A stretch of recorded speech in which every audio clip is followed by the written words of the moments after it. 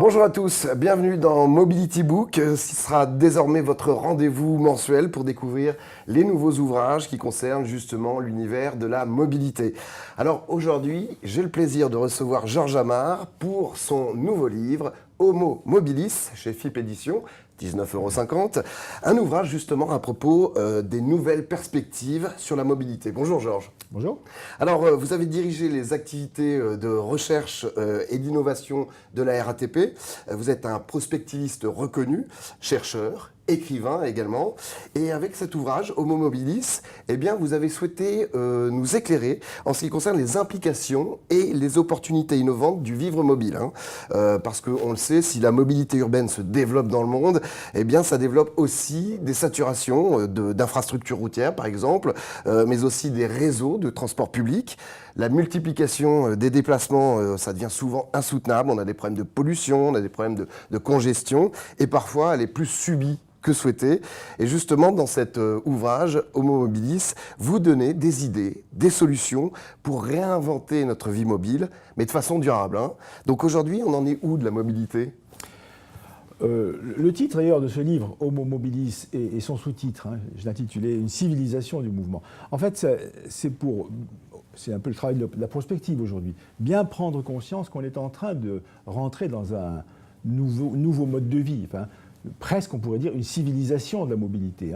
On est déjà rentré là-dedans. Et c'est-à-dire que la question de la mobilité est une question, bien sûr, technique, d'infrastructure, etc. Mais c'est quand même d'abord un grand changement de notre manière de vivre. On est en train de passer, le mot le plus clair d'ailleurs, ce serait de dire que nous sommes dans la vie mobile désormais. Nous menons une vie mobile. Ouais. Et si on veut comprendre ça, qui est d'ailleurs assez évident, c'est qu'on est en train de passer d'un mode d'organisation que j'appelle parfois, pour m'amuser un petit peu, la vie postée, c'est-à-dire une organisation où les choses se font là où elles doivent se faire. Chaque chose à sa place. Ça intervient justement sur 3 aspects, vous le dites, les usages, les outils et les acteurs, bien sûr. C'est ça. Et donc, globalement, les usages sont en train de changer. C'est-à-dire, par exemple, on peut travailler n'importe où, pour dire ça vite. C'est vrai. Et non seulement on peut travailler, mais au fond, la plupart des choses de la vie peuvent se faire de manière mobile, c'est-à-dire de manière pas forcément à l'endroit prévu. On peut étudier ailleurs qu'à l'école, on peut acheter ailleurs qu'au magasin, on peut se distraire, on peut aller au cinéma ailleurs qu'au cinéma, etc. Donc, vous voyez, cette grande transformation, c'est qu'on passe dans une organisation où la vie est liée à la mobilité de manière intime. Et ça s'est fait en très peu de temps. Et ça s'est fait, c'est une évolution qui est assez déjà, ça a pris déjà un moment, mais il faut dire que l'accélération de tout ça, c'est quand même le numérique. C'est ça. Le numérique rend possible cette espèce de fusion entre l'organisation de la vie et la mobilité. Et ça, c'est une transformation en grande profondeur. Alors ça, c'est le changement à la fois des comportements et de l'organisation sociale. On travaille dans les bistrots, quoi. Ouais. Voilà. Et on donne des rendez-vous ailleurs. Bon. Donc ça, c'est la grande transformation. Et ça s'accompagne progressivement d'une transformation des outils, des systèmes et des outils.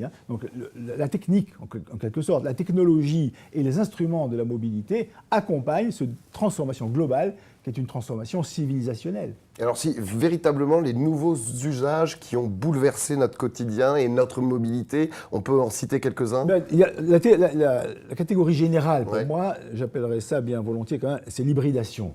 On innove de plus en plus quand même. Il y a de plus en plus de formes de mobilité, de moyens de transport et de mobilité. Et c'est sous l'angle de l'hybridation, je crois qu'on le comprend le mieux. Je vais en donner deux exemples. Un exemple qui peut paraître un peu simple, mais qui est très, très parlant quand même, c'est finalement le mélange entre ce qu'on appelle normalement le transport public et le transport individuel. Au fond, de plus en plus, on a des hybrides entre transport public et transport individuel. Des exemples ? Écoutez, le Vélib qui a eu quand même, qui a été un grand moment quand même si on a des difficultés maintenant. Le Vélib, c'est à la fois un transport individuel et en même temps un système public. Ouais. Bon, vous voyez, donc moi je m'étais amusé à inventer un petit mot, j'appelais ça le TPI, transport public individuel, ce qui est une expression assez curieuse.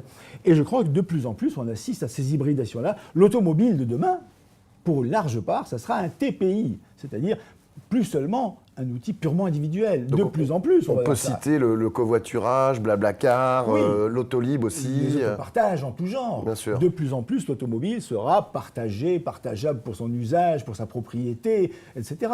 Et donc, vous voyez, l'idée qu'il y a d'un côté l'individuel, de l'autre côté le public, cette séparation qui a été historique Aujourd'hui, elle est en train de s'estomper. Ça, c'est un exemple de l'hybridation. Il y a des tas d'hybridations qui vont donner naissance à des formes de mobilité extrêmement variées. Il y en a une que j'aime beaucoup, parce que je la trouve assez drôle. C'est une invention déjà assez ancienne qu'on appelle le pédibus. Oui. Moi-même, le mot est amusant. Pédibus, c'est au fond, on emmène les enfants à l'école ou au sport en les organisant comme un bus. D'accord. Donc il y a une ligne de pédibus qui est marquée sur une carte avec des arrêts, avec des potelets, avec des horaires. Ça veut dire qu'ils sont encadrés, surveillés, mais ils y vont à pied. Oui, ils y vont à pied, mais vraiment comme un bus, puisqu'il y a des arrêts, des itinéraires, il y a même un conducteur qui est un parent d'élève. Mais il n'y a pas la sonnette. Il n'y a pas le bus. C'est rigolo. Et oui, ça, c'est une hybridation très intéressante. Ça a l'air d'être pas un gadget, mais une forme pratique. Ouais. Non, c'est une Ça se innovation développe. profonde, au fond, de faire de la marche elle-même un système organisé de déplacement. Ouais. Donc croiser, si vous voulez, c'est aussi une idée intéressante, c'est que c'est c'est du software. Ouais, software, ouais. Oui, on se débarrasse du hardware presque. Dans le Tout à fait. pédibus, il n'y a plus de carcasse. Bon. À mon avis, tout ça fait partie. Alors, En maintenant, plus, il y a quand une même, notion d'écologie bien sûr. et de santé. Et de santé, et même d'organisation sociale, parce que les parents doivent s'organiser entre eux. Oui, donc le pédibus, c'est vraiment génial sur le plan social, écologique, technologique, et c'est bon pour les enfants. Alors, la grande hybridation, quand même, c'est l'hybridation du numérique. Ouais. Et au fond, on sait très bien aujourd'hui que l'instrument principal de la mobilité, c'est le smartphone. Or, il faut bien prendre conscience que le smartphone, c'est quand même une hybridation avec le corps. Enfin, parce qu'un smartphone, comme le propre du smartphone, c'est qu'il est dans la poche. Ouais. Enfin, c'est presque un prolongement de mon corps, mon smartphone. Non seulement il mesure le battement de mon cœur, il sait tout de moi, n'est-ce pas? Donc un smartphone, c'est pratiquement une évolution de la personne. C'est presque, c'est pas encore le transhumanisme, on en est loin, j'espère, mais quand même, le smartphone est devenu un instrument de la mobilité. Parce que c'est ce que vous dites, c'est que grâce aux données qu'on a dans notre smartphone et qu'on donne aux autres, il y a un échange d'informations qui peuvent profiter à tous. Et déjà à moi-même, quand même. Bon, on peut s'inquiéter, mais quand même, franchement, l'instrument le plus formidable, c'est la carte.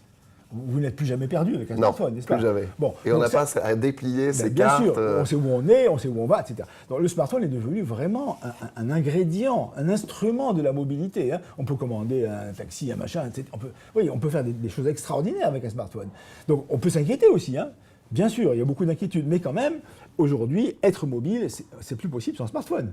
Alors dans les 10 prochaines années, qu'est-ce que vous voyez comme nouveauté qui devrait arriver à ce niveau-là? Non, moi je pense qu'il y aura des nouveautés technologiques, on va voir, en particulier autour du smartphone, peut-être qu'il va être greffé dans... J'en sais rien. Ouais. Bon, mais indépendamment des questions purement technologiques qui vont continuer à se développer, à mon avis, les choses importantes à regarder, c'est quand même, malgré tout, une certaine régulation de la mobilité. C'est-à-dire on bouge trop, pour dire les choses honnêtement. Oui, on fait trop de kilomètres. On a besoin de les faire. On a besoin, mais il y en a trop. Et on ne va pas pouvoir augmenter le nombre de kilomètres à l'infini, ne serait-ce que sur le plan écologique ou sur le plan des embouteillages. Donc, à mon avis, ce qui va se passer probablement, et qui est intéressant, c'est de voir comment la mobilité va être beaucoup mieux incorporée à notre art de vivre. C'est-à-dire Écoutez, moi j'ai une métaphore, une analogie que je fais parfois parce que je la trouve très parlante, c'est l'analogie entre le manger et le bouger. Oui. Aujourd'hui, on sait très bien que bien manger, ça ne veut pas dire beaucoup manger. N'est-ce pas? Manger est une culture, surtout en France. Manger, ce n'est pas simplement accumuler des calories. C'est de la convivialité, du plaisir, de la culture en général. Manger est une culture, n'est-ce pas? Oui, pas simplement surtout en France. Physiologique. Partout en fait. Bon. Eh bien, à mon avis, l'évolution, c'est que bouger devienne une culture. C'est-à-dire, il ne s'agit pas de faire de plus en plus de kilomètres ou de plus en plus de kilomètres-heure, mais d'incorporer la mobilité dans notre manière de vivre, de telle façon que ce n'est pas une question de quantité. Non, vous dites en plus que le temps passé dans les transports, ce n'est pas du temps perdu, ça peut être utilisé. Bien entendu, et de plus en plus, puisque, si vous voulez, le grand changement, c'est que quand on passe du transport au sens ancien, classique, disons, à la mobilité, le transport, au fond, pourquoi il faut aller vite? Parce que c'est une perte de temps, c'est tout. Dans l'idée classique, on perd son temps. Puisqu'on perd son temps, autant aller vite. Bon.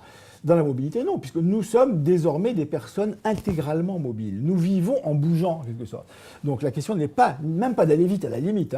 Aujourd'hui, quand on prend le train, c'est bien d'aller vite. Mais ce qui est bien surtout, c'est d'avoir un bon siège avec un Wi-Fi et une prise électrique. Parce que pendant ce temps-là, on peut faire autre chose. Mais le train, c'est le bureau idéal. C'est vrai. Il n'y a pas mieux. Il n'y a pas mieux qu'un train pour travailler, si je puis, ou pour dormir même parfois. Bon. Donc vous voyez, la mobilité, ça devient la vie. C'est ça la vie mobile. Ouais. Donc au fond, la question n'est plus d'en faire plus ou plus vite, mais de faire que la mobilité, au fond, on soit même détendu dans la mobilité. L'horizon, c'est détendez-vous, soyez mobile, et non pas courez. La mobilité ne sera plus l'agitation. La mobilité, ça sera un mode. On va bouger comme on respire, si je peux dire. Et donc on va bien respirer.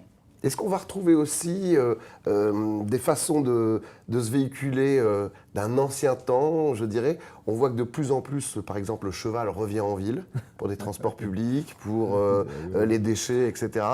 C'est écologique. Est-ce que ça fait partie aussi de l'évolution? Oui, enfin, ce qui fait partie, en tout cas, c'est que la mobilité, l'innovation de manière générale, aujourd'hui, c'est une innovation qui n'est plus simplement la rupture absolue avec le passé, n'est-ce pas? D'une part, on a de la multimodalité, comme on dit, c'est-à-dire la variété des manières de se déplacer, à pied, à cheval, en voiture, comme dit le proverbe ou comme dit le poème de Prévert d'ailleurs. La variété des modes est extrêmement importante et l'invention qui serait justement ces hybridations de toutes sortes de modes. Donc il n'y a aucune raison. D'abord, vous parlez du cheval. Le grand mode de mobilité de demain, c'est le corps. C'est nous en marchant. C'est le corps, en marchant, en bougeant, en faisant des tas de choses. Et le corps devient extrêmement intéressant. D'ailleurs, vous savez, peut-être, mais c'est un des domaines de recherche scientifique les plus intéressants. Le cerveau, notamment. Hein. Bien sûr. Le cerveau, c'est le corps. Le corps est étudié notamment dans le domaine du sport, par exemple. Donc, le corps équipé, le corps entraîné, le corps en bonne santé et le corps augmenté, comme on dit, hein, par des smartphones et par des chaussures extraordinaires. Ouais. Donc, vous voyez, le physique, la corporelle, c'est le paradoxe. À la fois le numérique, le virtuel, la technologie et en même temps le corps. Il n'y a plus de contradiction entre le physique et le virtuel. Il n'y en a plus. Le corps devient l'instrument le plus extraordinaire. Et on va l'augmenter par la technologie, mais le corps nu, si je peux dire, ce sera l'idéal de demain. Ouais. C'est pas d'avoir des trucs, c'est d'être tout nu. Oui, on peut le voir aussi comme ça. Alors justement, pour terminer, si vous deviez résumer un petit peu votre concept en 3 mots. Nous commençons seulement à rentrer dans la civilisation de la mobilité. On ne s'en rend pas compte encore. Hein. Et nous commençons seulement. La vraie civilisation, d'ailleurs j'utilise le mot civilisation pour dire qu'il faut civiliser la mobilité. Hein. Civiliser la mobilité, ça veut dire justement l'apaiser, la rendre normale, naturelle. Vous voyez, on commence à rentrer dans la civilisation de la mobilité. On n'a pas encore, on n'est qu'au début. Et notamment, cette civilisation de la mobilité, ça ne sera pas de bouger sans arrêt, au sens de s'épuiser à bouger, mais au contraire de la domestiquer, d'en faire un art de vivre. Vraiment, je vous dis que l'analogie avec la malmouve et la malbouffe, je fais parfois ça, ce sera ça. On commence à rentrer là-dedans, enfin je suis un optimiste moi, donc on va domestiquer la mobilité, on va en faire peut-être moins, enfin, en termes de pure quantité, de même qu'il y aura moins d'énergie à consommer, moins de calories à manger, et ça sera ça, la vraie mobilité, intégrée à l'art de vivre. Merci beaucoup Georges Amar d'être venu dans Mobility Book. Je rappelle votre livre Homo Mobilis, c'est chez FIP Éditions, ça vaut seulement 19,50 € pour révolutionner notre vie, c'est pas très cher. Et on peut parler aussi bien évidemment de votre autre ouvrage, je crois que c'est le dernier, Ars Mobilis, la mobilité mais liée à l'art. Vous reviendrez dans une émission ? Avec grand plaisir. Merci à Yves Guita à la rédaction et à toute l'équipe technique d'Agora. On vous retrouve bien évidemment très prochainement pour Mobility Book. À très vite, au revoir.